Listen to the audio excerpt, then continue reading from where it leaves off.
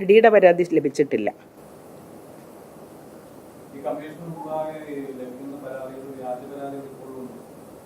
അങ്ങനെ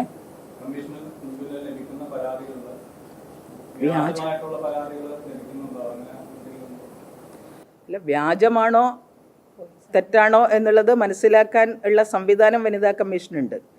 ഞങ്ങൾ അവരെ നോട്ടീസ് അയച്ച് ബന്ധപ്പെട്ട കക്ഷികളെ വിളിച്ചു വരുത്തി കഴിഞ്ഞാൽ തീർച്ചയായിട്ടും വ്യാജമായിട്ടുള്ള പരാതിയാണോ എന്നും ഞങ്ങൾക്ക് നേരിട്ട് മനസ്സിലാവും. ഇനി പരാതി പോലീസ് അന്വേഷിച്ച് റിപ്പോർട്ട് തരേണ്ടതാണെങ്കിൽ പോലീസിനോട് ഞങ്ങൾ റിപ്പോർട്ട് നൽകാൻ ആവശ്യപ്പെടുന്നുണ്ട്. ചില കേസുകളിൽ പരാതിക്ക് വലിയ അടിസ്ഥാനമില്ല എന്ന് പറഞ്ഞുകൊണ്ടുള്ള റിപ്പോർട്ടും ഞങ്ങൾക്ക് ലഭ്യമാവാറുണ്ട്. അത് അവരെ അറിയിക്കാറുണ്ട്. ചിലപ്പോൾ തെറ്റിദ്ധാരണയുടെ ഭാഗമായിട്ടായിരിക്കും അത്തരത്തിലുള്ള പരാതികൾ വരുന്നത്. തീർച്ചയായിട്ടും അതിലൊക്കെ വനിതാ കമ്മീഷൻ കൃത്യമായിട്ടുള്ള ഇടപെടൽ നടത്തുന്നുണ്ട്. എറണാകുളം ജില്ലയിൽ താരതമ്യേന വരുന്ന പരാതികൾ മറ്റ് ജില്ലകളെ അപേക്ഷിച്ച് കൂടുതലാണ്. പക്ഷേ ഞങ്ങൾക്ക് ഒരു മാസത്തിൽ ഒരു തവണയാണ് എറണാകുളത്ത് സിറ്റിംഗ് നടത്താനുള്ള സാഹചര്യമുള്ളത്. എറണാകുളത്ത് റീജിയണൽ ഓഫീസ് ഉണ്ട് എന്നുള്ളത് കൊണ്ട് ഇവിടെ റീജിയണൽ ഓഫീസ് ത്രൂ ആയിട്ടും ഞങ്ങൾക്ക് പരാതികൾ വരാറുണ്ട്. കമ്മീഷൻ്റെ സിറ്റിങ്ങിൽ ഞങ്ങൾ നേരിട്ട് ഇവിടെ പരാതികൾ സ്വീകരിക്കുന്നുണ്ട്. എല്ലാ ജില്ലയിലും ഇപ്പോൾ പരമാവധി കമ്മീഷൻ അംഗങ്ങൾ എല്ലാവരും സന്നിഹിതരായിക്കൊണ്ട് ഉള്ള സിറ്റിംഗ് നടത്തി പരാതികൾ എളുപ്പത്തിൽ പരിഹരിക്കാൻ ഇപ്പോൾ ഒരു കമ്മീഷൻ്റെ മുമ്പാകെ വന്നിട്ടുള്ള പരാതികളിൽ ഗണ്യമായിട്ട് ഞങ്ങൾക്ക് ഒത്തുതീർപ്പാക്കാൻ മൊത്തത്തിൽ കഴിഞ്ഞിട്ടുണ്ട്.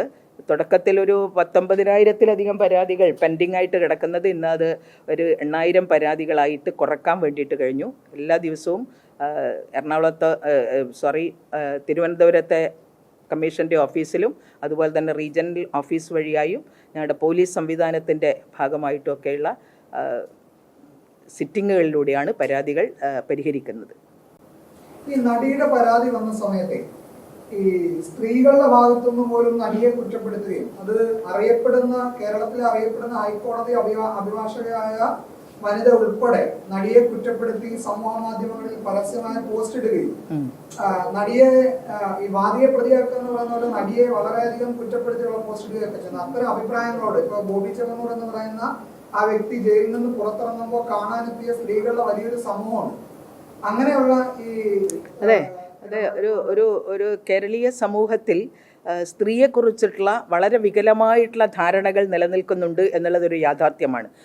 പുരുഷ മേധാവിത്വപരമായിട്ടുള്ളൊരു സാമൂഹ്യ ചുറ്റുപാടിൽ നമ്മൾ ജീവിക്കുമ്പോൾ ആ പുരുഷ മേധാവിത്വത്തെ അംഗീകരിക്കാനോ അല്ലെ അതിനെ മഹത്വവൽക്കരിക്കാനോ തയ്യാറാവുന്നത് പുരുഷന്മാർ മാത്രമല്ല, നല്ലൊരു പങ്ക് സ്ത്രീകളും ഈ പുരുഷ മേധാവിത്വത്തെ അംഗീകരിച്ചുകൊണ്ട് സ്ത്രീ വിരുദ്ധമായിട്ടുള്ള കാഴ്ചപ്പാട് അംഗീകരിക്കുന്നുണ്ട് എന്നുള്ളതൊരു വസ്തുതയാണ്.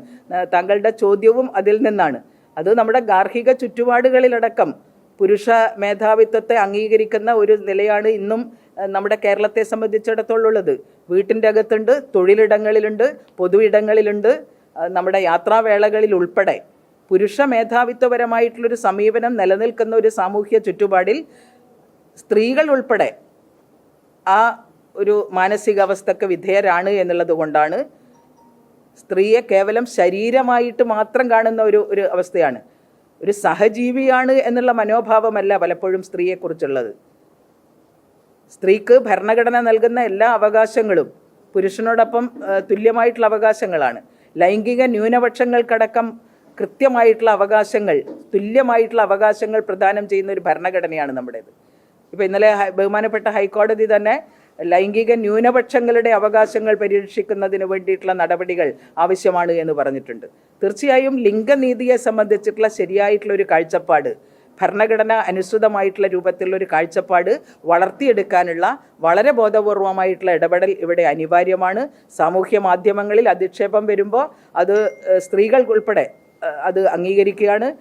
ഇത്തരത്തിലുള്ള എന്ത് വൃത്തികേടുകളും ചെയ്യുന്ന ആളുകൾക്ക് സപ്പോർട്ട് കൊടുക്കുകയാണ്. പരാതിപ്പെടുന്ന സ്ത്രീകളെ അധിക്ഷേപിക്കാൻ തയ്യാറാവുകയാണ്. പരാതിപ്പെടുന്ന സ്ത്രീകളെ മോശമായിട്ട് ചിത്രീകരിക്കാൻ തയ്യാറാവുന്ന ഒരു മനോഭാവവും എക്കാലത്തും ഉണ്ടായിട്ടുണ്ട്. അത് മാറ്റിയെടുക്കണം എന്നുള്ളതാണ് ഇന്നലെ ഹൈക്കോടതിയുടെ ഉത്തരവിലൂടെ തന്നെ പറഞ്ഞിട്ടുള്ളത്. തീർച്ചയായും കേരളീയ സമൂഹത്തിൽ കേരളത്തിൻ്റെ സാമൂഹ്യ ബോധ നിർമ്മിതിയിൽ പൊതുബോധ നിർമ്മിതിയിൽ നല്ല മാറ്റം ഉണ്ടാവേണ്ടുന്നത് അനിവാര്യമാണ്. നമ്മുടെ സമൂഹത്തിൽ സ്ത്രീകളുടെ അവകാശങ്ങൾ പരിരക്ഷിക്കപ്പെടണം. തീർച്ചയായും സ്ത്രീക്ക് എല്ലാ തരത്തിലും ഒരു സ്വതന്ത്രമായിട്ടുള്ള മനുഷ്യജീവി എന്നുള്ള നിലയിൽ എല്ലാ പൗരാവകാശങ്ങളും സ്ത്രീക്കുണ്ട് എന്ന് അംഗീകരിക്കുന്ന നിലയിലേക്ക് ഈ സമൂഹത്തിൻ്റെ പൊതുബോധ നിർമ്മിതിയിൽ നല്ല ഇടപെടൽ ആവശ്യമാണ്. അതിന് മാധ്യമങ്ങൾക്ക് കൃത്യമായിട്ടുള്ള പങ്കുണ്ട്. മാധ്യമങ്ങൾക്കും ഒരു സ്ത്രീപക്ഷ കാഴ്ചപ്പാട് വേണം എന്ന് വനിതാ കമ്മീഷൻ നേരത്തെ മാധ്യമ രംഗത്തുള്ള സുഹൃത്തുക്കളെയൊക്കെ തന്നെ വിളിച്ചു ചേർത്തുകൊണ്ട് പ്രധാനപ്പെട്ട മാധ്യമരംഗത്തുള്ള വളരെ എക്സ്പീരിയൻസ്ഡ് ആയിട്ടുള്ള ആളുകളെ വിളിച്ചു ചേർത്തുകൊണ്ട് ഞങ്ങൾ മാധ്യമ മേഖലയിൽ സ്ത്രീവിരുദ്ധമായിട്ടുള്ള കാഴ്ചപ്പാട് പാടില്ല എന്ന് പറഞ്ഞുകൊണ്ട് കൃത്യമായിട്ടുള്ള ഒരു രേഖ തന്നെ കേരളത്തിൽ നമ്മൾ തയ്യാറാക്കിയിട്ടുണ്ട്. തീർച്ചയായും മാധ്യമങ്ങൾക്ക് ഈ കാര്യത്തിൽ ഒരു സെൻസിറ്റീവായിട്ടുള്ള നിലയിൽ ഒരു സ്ത്രീയെക്കുറിച്ചിട്ടുള്ള വാർത്തകൾ പ്രസിദ്ധീകരിക്കുന്നതിന്, അതുപോലെ തന്നെ സ്ത്രീയുടെ ശരീരം ഫോക്കസ് ചെയ്തുകൊണ്ട് വളരെ പുരുഷൻ്റെ ശരീരം ചിത്രീകരിക്കുന്നത് പോലെയല്ല പലപ്പോഴും മാധ്യമങ്ങൾ സ്ത്രീയുടെ ശരീരത്തെ കാണുന്നത്. വളരെ അശ്ലീലമായിട്ടുള്ള നിലയിൽ ഒരു ചിത്രീകരിച്ചുകൊണ്ട് വളരെ തെറ്റായിട്ടുള്ള രൂപത്തിലുള്ളൊരു സന്ദേശം നൽകുന്നതിന് വേണ്ടിയിട്ടുള്ള ശ്രമങ്ങൾ പലപ്പോഴും മാധ്യമങ്ങളുടെ ഭാഗത്തുനിന്ന് കണ്ടുവരാറുണ്ട്. സ്ത്രീയെ ഒരു സാമൂഹ്യ ജീവിയായിട്ട് അംഗീകരിക്കുക, എല്ലാ തരത്തിലുള്ള മനുഷ്യാവകാശങ്ങളുള്ള, ചിന്തിക്കാനുള്ള മസ്തിഷ്കമുള്ള, പ്രവർത്തിക്കാനുള്ള കൈകാലുകളുള്ള ഒരു ജീവിയായിട്ട്, സാമൂഹ്യ ജീവിയായിട്ട് സ്ത്രീയെ കാണാനും അത് അംഗീകരിക്കാനുള്ള ഒരു മനോഭാവം വളർത്തിയെടുക്കാൻ തീർച്ചയായിട്ടും എല്ലാവർക്കും ഉത്തരവാദിത്വമുണ്ട്. അതിൽ വളരെയേറെ ഉത്തരവാദിത്വമുള്ളത് നമ്മുടെ മാധ്യമങ്ങൾക്കാണ്.